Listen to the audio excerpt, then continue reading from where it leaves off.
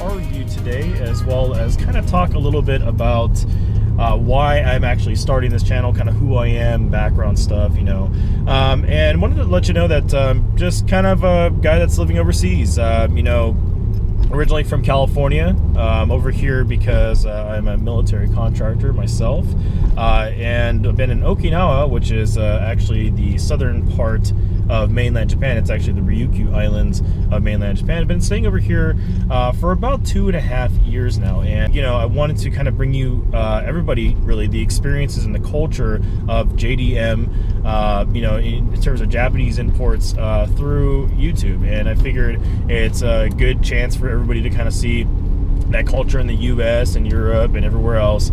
And there's just a lot of cool stuff on this island. A lot of people think that it's just a very small island, there's not much to do, and there's actually a lot of stuff to do. There's a lot of nature stuff to do, as well as just car stuff. People are really into cars over here, and there's Supra, Skylines, you pretty much name it. There are all kinds of cars over here. And so, with me, in terms of a car enthusiast, I wanted to kind of really capture those moments. I am kind of a big fan of both JDM and also muscle cars. Back home in California, actually, I do have a 2013 Mustang GT Premium. That is kind of my baby back home, but this is also my baby back in Japan, or in Japan. Sure. So, in terms of really just capturing everything, I'm definitely going to be going through and go through Cars and Coffee. I'm going to be doing reviews on people's cars over here, as well as just going to anything car event related. And also I will be going to several trips up in mainland Japan as well too, so hopefully I'll be able to capture some of those car cultures up there, and just kind of the Japanese culture and Okinawa culture overall. So in terms of my channel, as you probably saw before, it's all about cars, life, and culture. So I will be bringing you definitely some good footage. With further ado, let's go ahead and get to the car review.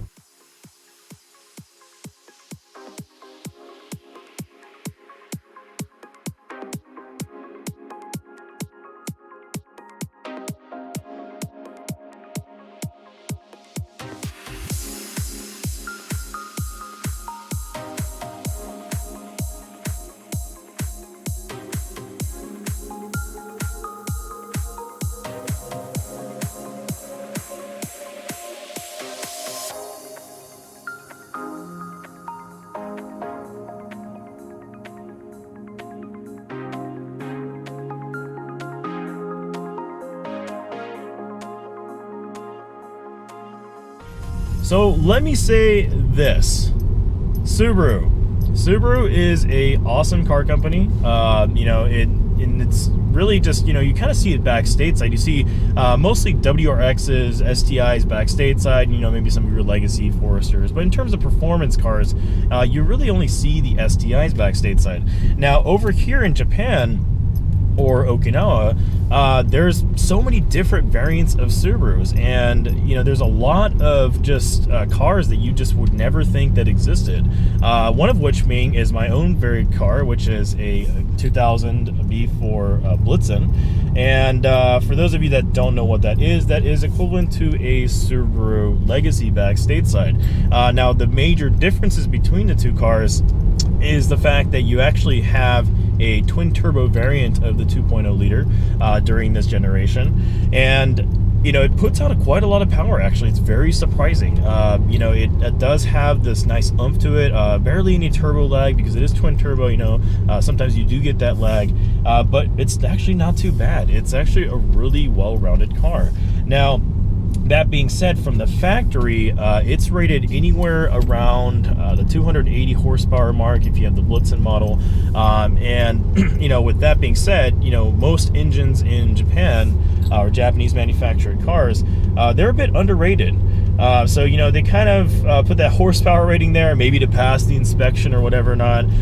But it really, realistically, every car is a little bit different, usually have a little bit more horsepower. Now, with my car particularly, you know, I do have a few modifications to it. I have like a turbo timer. I have, you know, just kind of a simple grid exhaust. I do have, you know, a couple different components that also did come from the factory. And Blitzen is a very interesting car. Now, the regular car, which is called the B4 Subaru B4, they did come with a twin turbo variant. Now, that would be the twin turbo nicknamed the RSK engine, and this one does have the same motor. But this is a very interesting car because it was the only car ever developed with Porsche to actually build this car. Now, what that actually means is that you actually get different parts altogether. Now, with the Blitzen models particularly, they made them from 2000 to 2003. They were a bit of a limited production. They made approximately somewhere around the 2600 mark. And then they also had a couple of, you know, variations of body kits and those kind of things as well too. But the big thing about these cars that are really awesome is, well, Porsche actually developed parts with this car. So you actually do get nicer Bilstein suspension actually built into it from factory. You do get a really awesome spring rate as well too, and it's an inch lower than your actual regular B4 that actually are in the Subarus as well. You actually do get a Porsche Tiptronic 4-speed transmission as well too, and then you also do get, again, just the, you know, the Porsche design wheels. You get the bigger rims, and you know, you get just kind of the cosmetic stuff there. But in terms of the two cars, they're very similar. You just do have nicer transmission, you do have the nicer suspension, and then it's got a pretty badass bat-looking wing back there. But you know, it's pretty cool the differences between the two. But you know, they're pretty fast, you know, overall. Like, you know, everything here in this car in particular actually does have 67,000 kilometers. It's actually approximately somewhere in the neighborhood of 41,000 miles for those of you that don't know the conversions that well. And this one also does have, you know, I mean, it's really low mileage. I mean, for being 2,000, it is super low mileage. Also, the good thing about this is that, you know, I'm actually only the third owner on this car as well too. So I mean, it is very you know, well kept. You know, it was taken care of very well, and you know, everything with the motor, it's great. I mean, you know, seriously, knock on wood, or well, knock on plastic, everything's been lasting really good. You know, even with the modifications, the small little modifications, everything is really well put together. So again, living over here is a little bit interesting because you do have the different units of measurement, but you know, you kind of also have the kilometers. I don't have miles per hour like stateside or like. So you know, in terms of I would say the zero conversion for 60 miles an hour would be somewhere around the 90 kilometer mark, 94 kilometers. So you know, it's actually pretty quick from a 0 to well, I guess 94 kilometers an hour. Let's go ahead and do that test. All right, so I got my little stopwatch right here. So I'm going to go do a full acceleration. So let's go ahead and time it and go. Rolling start. Ooh, this thing's mighty quick. and stop. Woo, that was 94 kilometers an hour, and that's not too bad for a sedan back then. Actually, it's about, you can see right there, 7 seconds, which is pretty awesome. But overall, it's just got really good power. Now, in terms of handling, though, this thing just handles so well. I mean, for, you know, being, it's 2016 now, so, you know, for being a 16-year-old car, it handles so well, and the Subaru just really went through this car and just kind of engineered it very well for being a little bit heavier sedan. And it's interesting because in terms of the size of the WRX, it is definitely bigger than the WRX, but it's almost like it's nimble actual older brother. Now, because of that being said, it does have all-wheel drive as well too, so it definitely helps the handling when you do have that all-wheel drive in its place. And because of that, the cornering and everything else is really good. Now, it is kind of raining today, so in terms of lateral grip, it's pretty decent. Just kind of driving around here, just, taking some of the corners, and, this one right here is kind of into the farmland, but overall, it's, in terms of cornering, it's really good. And, and just going through the corners, you don't really feel it.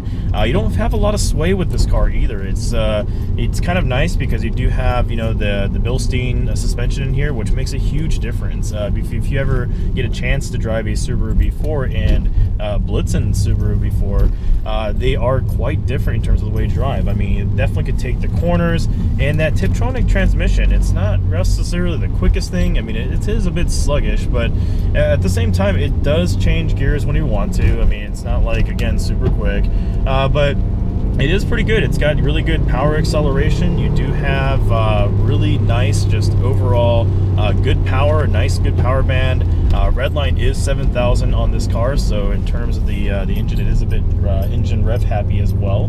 Going through a little tunnel, but it does tend to slide out a bit as well too. It definitely has a lot of that good power, and overall just really awesome. Really good experience to drive.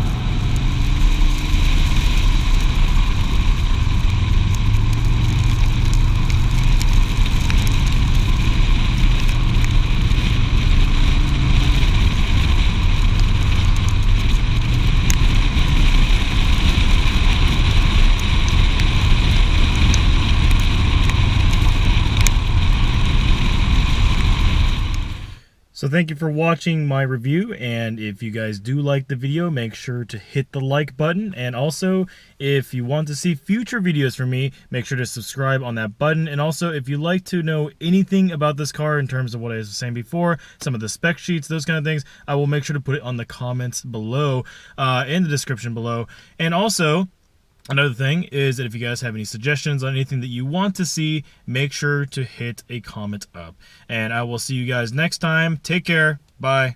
This is a perfect example of, well, Okinawa or / Japan, is that you have a fast lane and a slow lane, but they, for some reason, go the same speed. So this is the real life struggles here. Yup. Definitely is. Can't pass, can't go anywhere, same speed, 2 lanes. Come on.